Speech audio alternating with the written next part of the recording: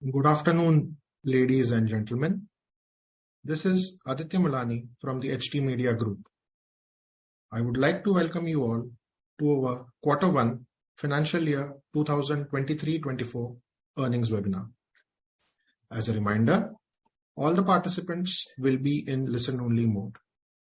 After we are through with the presentation, there will be an opportunity for you to ask questions. I now hand over to Ms. Anna Abraham, Head Investor Relations. Thank you, and over to you, Anna. Thank you, Aditya. A very good afternoon to everyone. On behalf of HT Media Group, I welcome you all to the earnings webinar to discuss the financial results of the first quarter of Hindustan Media Ventures Limited, which was declared yesterday, and of HT Media Limited, which was released earlier today. On the call with me today are Mr. Piyush Gupta, Group CFO, Mr. Parvez Bajan, Group Controller, and members of our Investor Relations team. We will be now starting our presentation. Hope it's visible to all of you. This presentation and the financial statements are available on stock exchange websites and the Investor Relations section of our company websites. On your screen now is slide number 2, which captures a disclaimer regarding forward-looking statements. As a practice, we do not provide specific revenue or earnings guidance. Kindly keep this in mind. Moving on, the next slide gives our chairperson's comment on the performance of the company for the quarter, and I quote, "Overall, our performance in Q1 23-24 has seen an improvement. While revenue is muted, profitability has expanded on the back of continued streamlining of cost and easing of commodity prices. Circulation and advertising grew on a YOY basis in print, while in radio, non-FCT and value-added solutions drove the growth.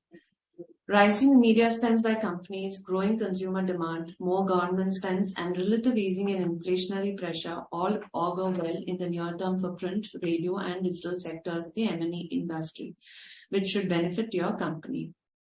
We are focused on working towards achieving profitable growth in our core businesses while expanding into new areas such as OTT. We remain committed to our journalism while continuing to provide credible and insightful news and analysis to our audiences." Moving on to the agenda for today on slide number 4, we will begin the performance update with comments on our consolidated financials for the first quarter. This will be followed by detailed remarks on print, radio, and digital businesses. We will open for Q&A after the presentation concludes. With that, I hand it over to Piyush. Thanks, Aditya. Thanks, Anna. If we may just track the presentation. Our consolidated financial results, total revenue came at 445 crore, a growth of 3%. EBITDA at 27 crores is a growth of 250+%. Margins therefore improved from a -4 to a +6%. Our PBT came in at a -21%, which is however an improvement of 68%. And PBT margins at a -5 from a -15 same period last year. Cash still remains a healthy 900 crores. Sequentially, our revenues declined by 10%. And our PBT improved by 39% from a -34 to a -21. Moving on. Now, on the print business performance, our ad revenues came at 244 crores, which is a growth of 2%. Circulation revenue came at 4% growth at 60 crores. Operating revenue was 324, which is a decline of 7%. Operating EBITDA was flat versus the same period last year at 2 crores with the margin at 1%. Primary reasons are given at the bottom of the chart. Ad revenue growth for the quarter is basis a YOY basis supported by better ad volumes. So the volumes have come to a pre-pandemic level. Circulation revenue rose on a YOY and a quarter-on-quarter basis owing to healthy realizations per copy.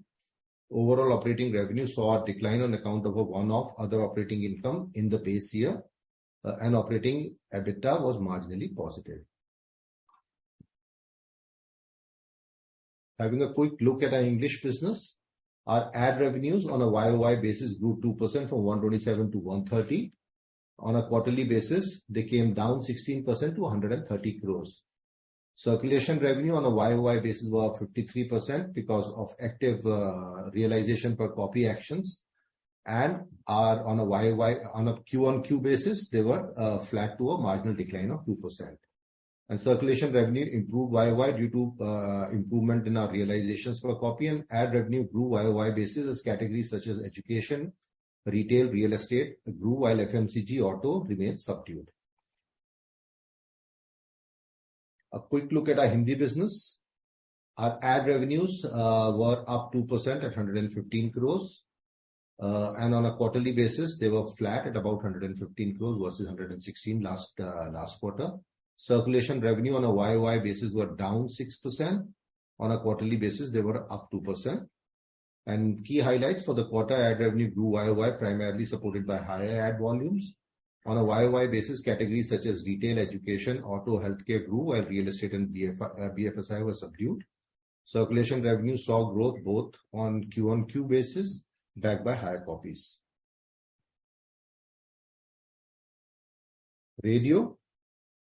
Our operating revenue grew by 4% and came in at 35 crores, and our operating EBITDA was virtually flat at about 2 crores. Margins remained flat at 6%. On a quarterly basis, sequential basis, it's a 5% decline on operating revenue, and operating EBITDA, it's a 182% growth. And key revenue growth on YOY basis is led by non-FCT segments, which is basically on-air and on-ground events and various other integrations with our on-air activities. Operating activity has improved for same quarter last year. The digital segment, our operating revenues came in at 36 crores, which is a decline of 9%, and operating EBITDA at a negative 17 crores, which is a decline of 100%. Operating EBITDA margin came in at a negative 48% as against a negative 22% same period last year. On key highlights, quarter-on-quarter revenue growth with improvement across all business segments in digital, and increase in EBITDA losses owing to investment in new businesses. With that, we come to the end of the presentation. I hand it over back to Anna. Thank you, Piyush. We will now begin the Q&A session. You can click on the raise hand option, which will enable the moderator to unmute you for posing your query. Please introduce yourself before posing your query, and kindly restrict to a maximum of 2 questions per participant, so that we may be able to address questions from all participants. We will wait for a few moments while the question queue assembles.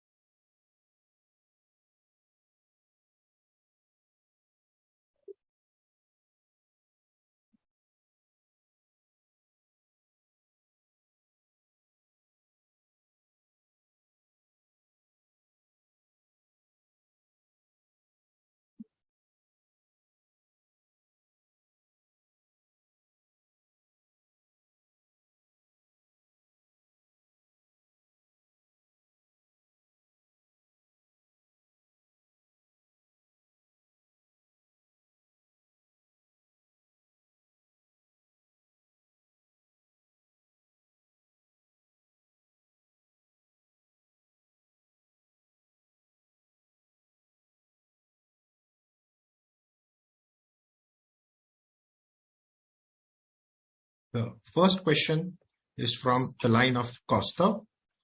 Please introduce yourself and ask your question.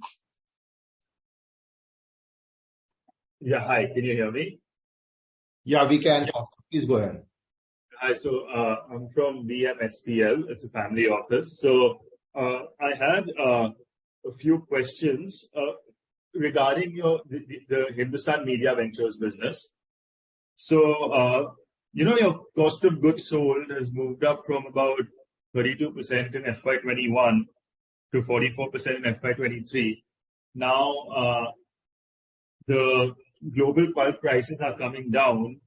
So I wanted to really understand, could you explain to us how sustainable this trend is from how you all are seeing it on global pulp prices coming down? And also, how much inventory, what is the inventory days for you? How much inventory do you hold of high cost paper already? And So basically what I wanted to understand was how do you see gross margins going into FY24?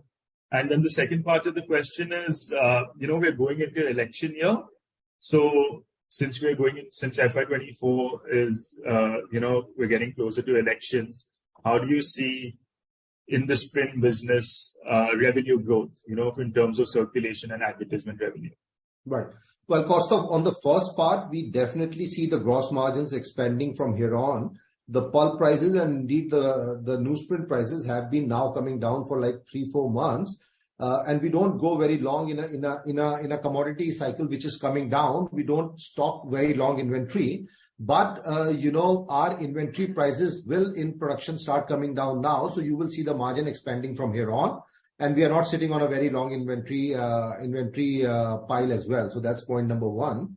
On the election year, of course, there will be election revenues which will come. And I think right from the festive, which will start, let's say in late September, October, right up to election, I believe the revenue outlook should be reasonably buoyant.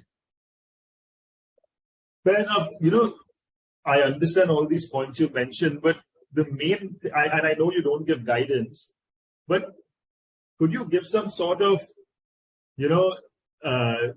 indication as to how can we get back to these high single-digit EBITDA margins, not including other income?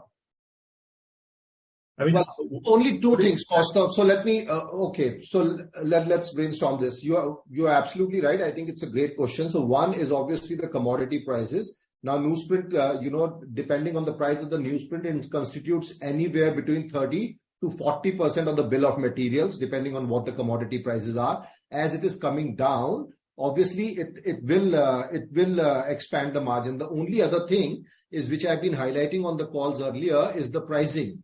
Now, as you are aware that the volumes have come back, if you look at the industry volumes in Hindi, in languages, in English, most of the volumes are now back to pre-pandemic level. But however, the pricing is still a challenge. I mean, depending on market to market, in some markets, pricing is as low as 65-70%, whereas in other markets, it's 80-85%. We've started a very aggressive pricing program, but as you can understand, pricing is a competitive activity in the marketplace. But we are very hopeful from now to the balance of this calendar year itself, we should reach substantial pricing, and the moment pricing comes in, pricing falls directly to the bottom line. So without other income, there are only two levers. One is the raw material prices, which you have a better sense than I do, and the pricing, which I am telling you that we've instituted a program which should help immensely. But, it will not be a flip of a switch. I mean, we have started this program 2 months back. We are, trying to push that number as much as possible, but it's a competitive market. The only good news is, since the volumes are back, it gives us confidence to undertake this journey. Last year, same time, we didn't have the confidence to hit the pricing pedal because the volumes weren't back then. Okay, great. And just last question, if you would allow me. One of the biggest concerns when we talk about this company is that you've got a lot of cash lying on your books and you don't use it. So is there any update on utilizing the cash on the books? Well, Kaustav, I have no fresh information to give on that side. The only point I can say, and people can say hindsight is 2020. We've seen the start of the pandemic to the end of the pandemic. I think that cash held us in very good stead, because the revenues collapsed the way they collapsed, and it took more than 18 months for them to anemically start building back. But at this point in time, I don't have any fresh information to give on cash. Okay, thank you for your time. Thanks. The next question is from Mehul Parikh. Please introduce yourself and ask your question.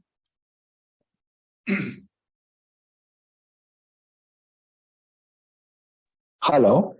Good afternoon. I'm an individual shareholder. My name is Mehul. Hi, Mehul. Hi. So I had basically two questions. One is that in OTT Play, our online OTT aggregator app, there are other players like Tata's and all DTH players and broadband players who already have a customer base. So what makes us so confident that we have a right to win? When I mean a right to win is be in the top 2 players in the country. what gives us that confidence and, but the plan that we will be there? Second question is that we have basically 4 or 5 live digital projects. One of them is Slurp.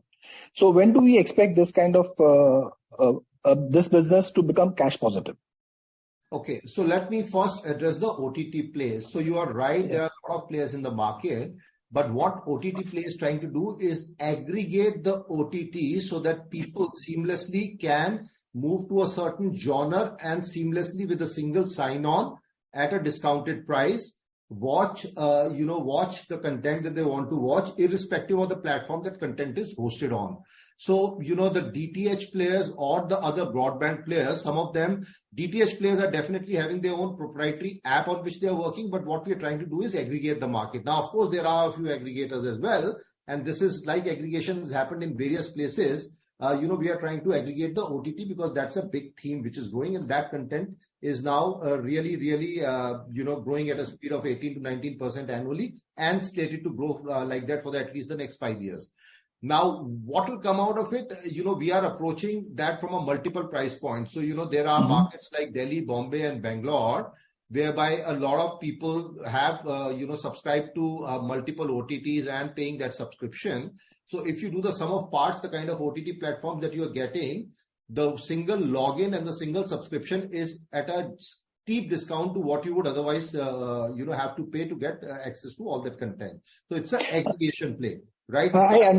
It can't be directly compared to a Tata or various other people, but there are other players. So yeah, you wanted to say something, go for it. Yeah. So I understand that model of the business. What I'm asking you is that, like, for example, Tata Binge is offering 27 channels, similar packages aggregating the OTT apps, OTTs together. So a lot of people are moving. I keep getting Airtel messages regarding a kind of aggregate discounted pricing. So basically all of this have a legitimate customer base, which is already a part of their viewership. So what makes us stand out that we will corner a market share there? Well, I never said that we're going to corner the market share. I'm saying market is good enough for more than one player, right? So but can we be in the top 2 and what makes us there? Yeah, so please segregate the market in NCCS A, B, and C. In NCCS B and C market, there are a lot of people who are still through the cable. The cord cutting still not happened there because either the broadband is not there, and 5G is not reached there, etc. And they want to watch it on TV, and maybe they don't want to take a Tata where they want to, if the cable is not there. So, we are trying to access a certain segment of the market whereby we can, with the proposition that we have, tap the NCCS B and NCCS C market. That's a big play. I'm not even saying for a moment that we'll be going head to head against an Airtel or a Jio who are bundling 15 to 20 app. I think that's not possible because they are basically bundling with their broadband stuff. So there's a separate section of market that we are trying to address. And I don't believe that the market, will be saturated and won by a single player. So I think we have a right to win, but in a certain segment of market that we've kind of basis our research carved out for ourselves.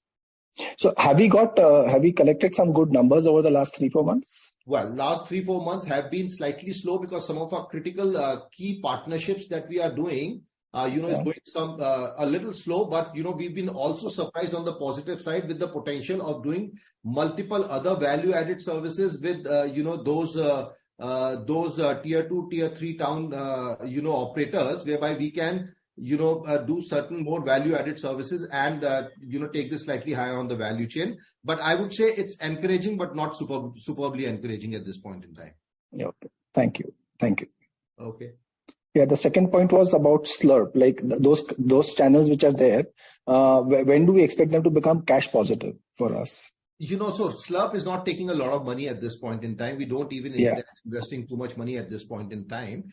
Correct. That particular segment, that particular theme, I think is a very relevant theme. Hence, we are still in a pilot stage. I don't think we have any ambition to scale up Slurp at this point in time. We will see how it goes later on, but Slurp is not burning a lot of money. Okay. Yeah.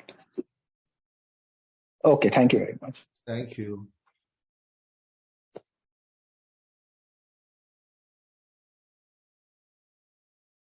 The next question is from Yash R. Please introduce yourself and ask your question. Hi, Piyush. Good afternoon. Hi, Yash. Yeah, so my first question is with regards to the other income, which I can see has increased by quite a bit versus previous year. What is the reason behind the same?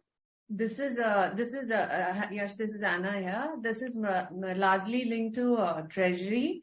Last year, same time, there were multiple rate actions, etc., which had happened, which therefore there was a fairly high MTM mark-to-market impact losses that we had taken in this quarter. On the contrary, now we are expecting the rate actions to kind of near a pause, and therefore there is MTM mark-to-market gains that has happened. That's really accounting for the fluctuation.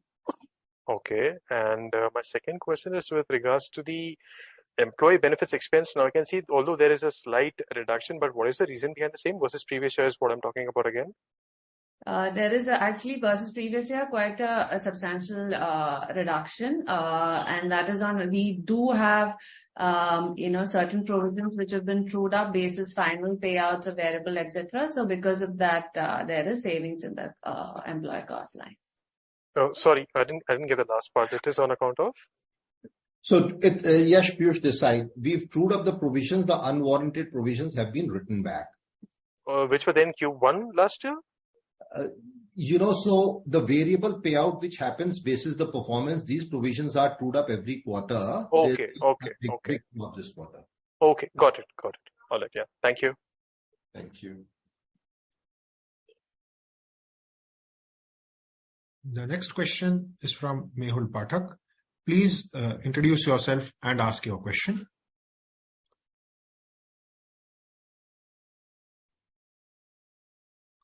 Can you hear me? Yeah, Mehul, hi. Hi, Piyush, Anna, Parvez. My greetings.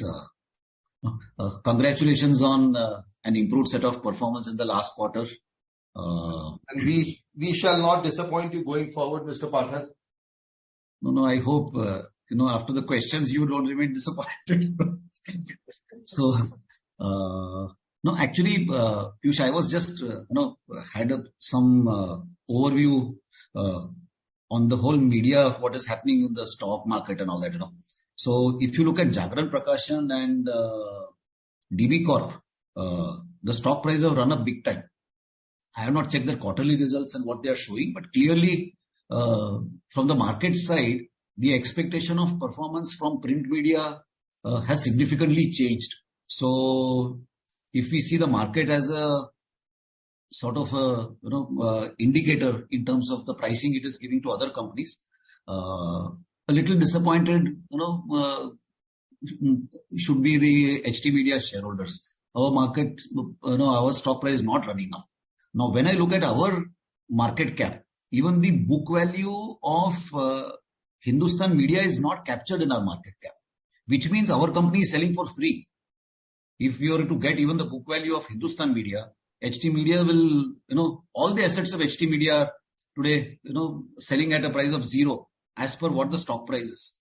So the stock market is, making a very strong statement by not, buying our stock. So are there any thoughts of unlocking value of various assets that we have? Is there, because in the last 3 or 4 years, COVID was there, COVID is gone. Performance-wise, even today, we continue to make losses, so the book value will continue to keep coming down. Is there some way of, you all are thinking of unlocking value for the shareholder? Maybe this is an AGM question, but the thought came to my mind, so I asked the question. My second question is that Digi Content, is there any update? There is silence even on the in the notes on the Digi Content quarterly result. What is happening in the company? If all the NCLT issues are solved and company was going to come up with a revised proposal to take shares back from the shareholder. So could you please share your perspective on these two questions? So Mehul, let me answer the second question first.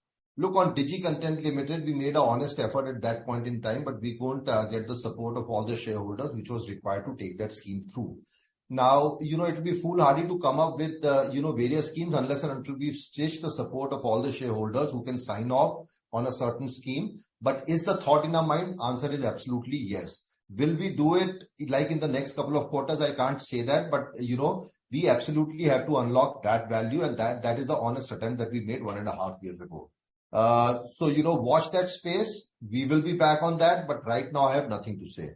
Now, coming on the stock price, and I totally understand that the performance of Bhaskar, which came last week, is much superior. But if you break down the revenue, I mean, the 3 state elections, etc., are sitting and driving 13 to 14% of growth in that 17%. And which states we don't have a presence. Now we are approaching the national elections.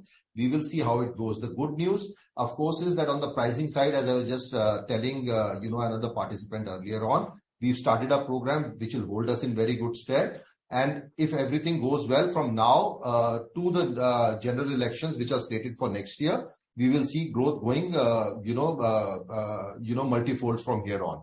But of course, and that coupled with the raw material price decrease, etc., should drive a certain level of operating leverage, which has been a little tough. The answer on the stock market, actually, look, I mean, HTML and HMVL are also 20 and 30% up in the last 6 months. So markets are doing something what the markets will do. But your first part of the question is absolutely valid. I mean, it's a pathetic market price at, trading at less than the book value doesn't make any sense at all. But really, can I impact that directly? We will do whatever is in our best interest for all shareholders. Unlocking the value on digital is definitely top of mind, and watch this space. We will come back to you. We will solicit your thoughts and comments if you have a better thought. But sheerly on the operating performances of both print businesses and the digital businesses, which we are not answering in this call, I think from here on, you will see the next 3-4 quarters really building, from the momentum that we've seen. And I don't read too much into the 20% and 30% stock price up in the last 3-4 months for both HTML and HMVL, because they're still substantially discounted. And I take your point on that. Thanks, Piyush. We look forward, because last 4 years, at least some financial re-engineering potential was there in the company. And you being such a seasoned CFO, we expect that, and Anna also being there, how you engage with the mutual fund industry, have people's buy-in on our stock. I think a lot of potential is there to work in that area. And with the quality of management that we have. Fair enough. We take the point, and I think we'll certainly be. We are putting our heads together. We still don't have a 100% solve for it, but we will be approaching all the shareholders, to seek their buy-in before we announce, the next steps on unlocking that value. Thanks, Piyush. Thank you.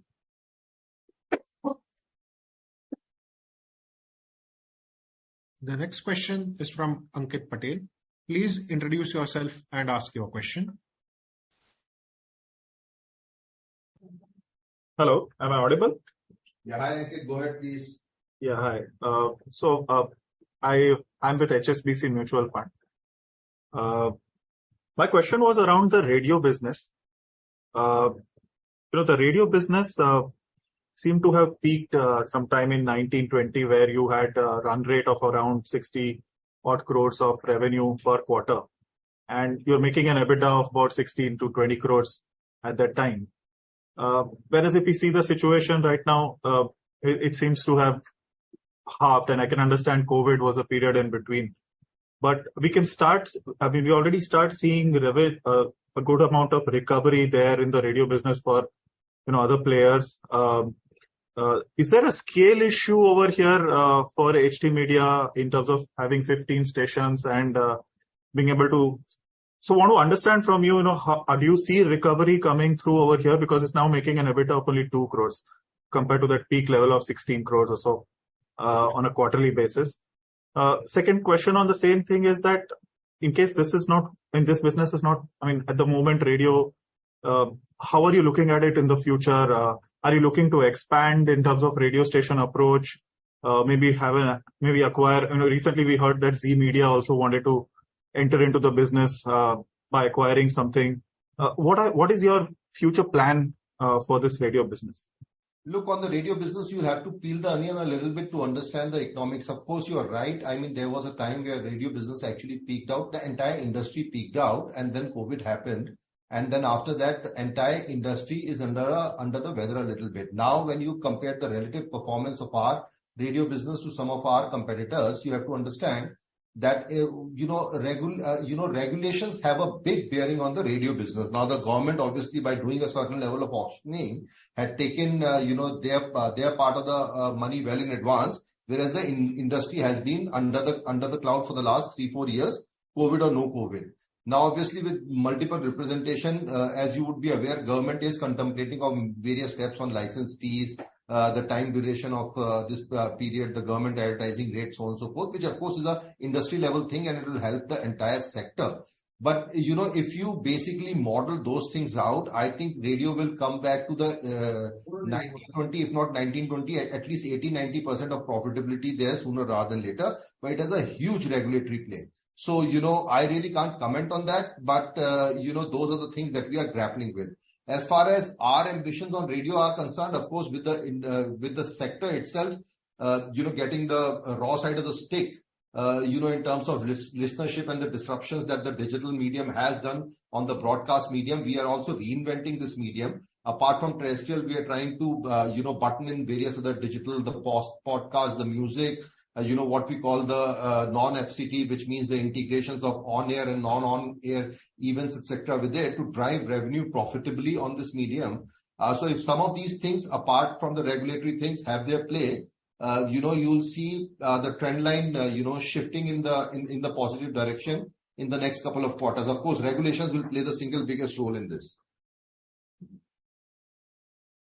When you say regulation, you mean the license fee that is being charged by Prasar Bharati and yeah, so the license fee, if you remember, the license fees is the higher of 4.5% of revenue or 2.5% of notif. So people, for whom the notif value is very low, which means the tier 2 and tier 3 town, I mean, their total charge off on license fees is just about 4% of their revenue, whereas guys who have a presence in big cities like us end up paying something like 30% of revenue because of the government's formula.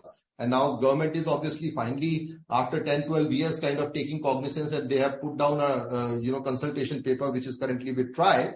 So if that goes forward and they take away this notif thing, then it will be a level playing ground. Then you can see 27% of the revenue falling to the bottom line straight away for guys like us who have a big city play, as against some of our competition who have a small city play, whereby the notif values are like 1/50th of what our notif values are.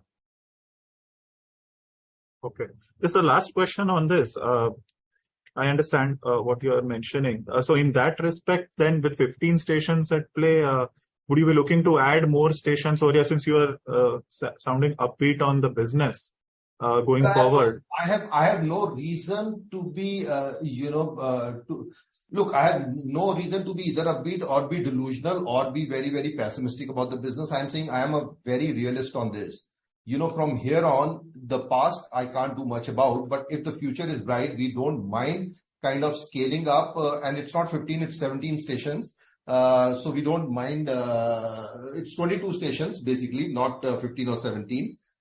We don't mind scaling it up, provided we see the financial box becoming more robust by government and regulatory intervention, which is actually tilted the playing field against operators like us who have a big city play. And big city, if you remember, pre the 18-19 or 19-20 also was where disproportionate revenue was coming. So we didn't mind paying that kind of a high license fees. But now when the markets have shifted, the government has to basically look at this whole thing very pragmatically. Okay, thank you. Yes.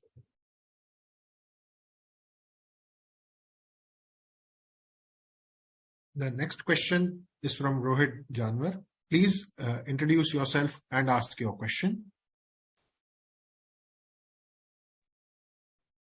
Yeah, good afternoon. Myself, Rohit Janwar from Kotak Mahindra Bank. So my question is related to the pricing, which we have discussed that we have rolled out some plans to, increase the pricing. So the question is related to when we looked at the peer within the industry, and we compare our revenue vis-a-vis their revenue sets and the EBIT margins, then there is a good gap vis-a-vis the peers and our EBIT level. So is it purely due to the pricing which we could not match, and still there is a good gap, and how we gonna bridge this gap in near term? Look, pricing is a substantial part of the delta that you're observing vis-a-vis the peer set. Scale is, of course, the second one.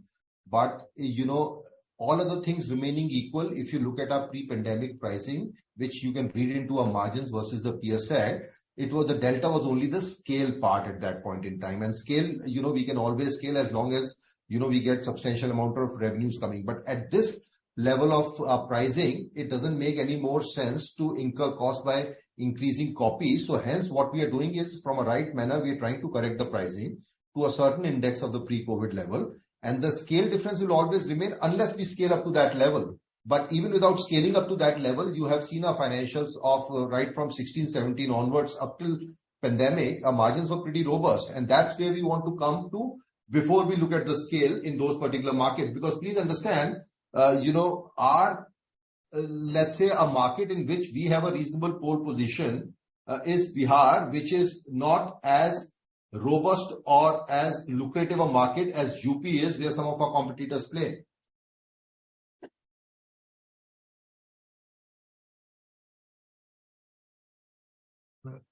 Rohit, you are on mute. Please unmute yourself. And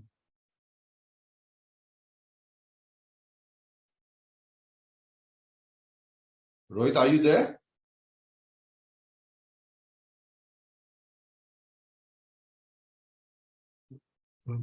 Moving on, the next question is from the line of Kaustav. Please unmute yourself and ask your question. Yeah, hi. So just, going back to a previous question of mine, regarding your print business, what is the exact, if you could actually give the amount of months, the figure for your raw material inventory days? Look, let me give you a sense. Though we won't give you an exact number, but let me give you a sense. We have never in a falling commodity price market gone beyond 3 to 4 months. Of that 3 to 4 months, not everything is sitting in godown, some is in transit as well. That is exactly the situation right now, because the new contracts that we are negotiating, with the raw material suppliers are for 3 months after that. So, it will never exceed that part, but obviously you have to keep a cover of at least 90 days, including the in-transit inventory, because some of this inventory is imported. No, so that's exactly my question, because if your inventory days is about 3 months, the actual effect of falling prices will only come now, right? Or yes. Is that correct? Is that a correct? That's exactly the point I'm saying. So in this quarter, the first quarter FY24, our inventory valuation happens on a weighted average, right? In this quarter, you've only seen about 5% of the impact flow through. But now as we progress into the second quarter and the third quarter, this will geometrically improve. 5 will go to 10 and 10 will go to 15%. And is that good enough to make you EBITDA positive without including other income? Yes, it itself will do that, but there is also a yield program, just to let you know. But that's good enough. That we spoke about, that you had mentioned. Now, on your cash, just a question, if you're not going to invest it, why don't you reward shareholders in some way, like a buyback or something? But Costa, we are investing in OTT play, aren't we? No, under HMVL or under HD Media? Under HMVL. Okay. So you are using that cash? Absolutely. We're trying to create long-term sustainable value for shareholders. And if our thesis that the NCCS-B and NCCS-C market, the aggregation play can work well, then, we might have a good business on our hand. But obviously time will tell, but what is this that you're investing in? Could you explain it to me? I didn't quite understand. What are you trying to do? So, Costa, just a quick thing, because we have to get to the next, but we are trying to aggregate multiple OTT players into a single login and distribute that to the end consumer via various channels, whereby they can, they can get access to content on 15-20 logins for a fraction of the price which they would have had to otherwise pay to get access to all those OTT platforms. Does something like this already exist? No one has a pure play aggregation like this, but of course, guys like the big telcos like Jio and Airtel are doing with their broadband services. But we are doing it on a pure play aggregation platform and going to the tier 2 and tier 3 towns here. Okay, great. Thank you so much. Thank you.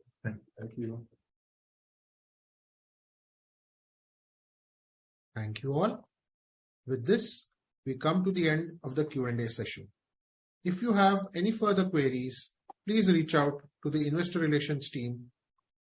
Our contact details are given in the investor presentation and are also mentioned on our websites.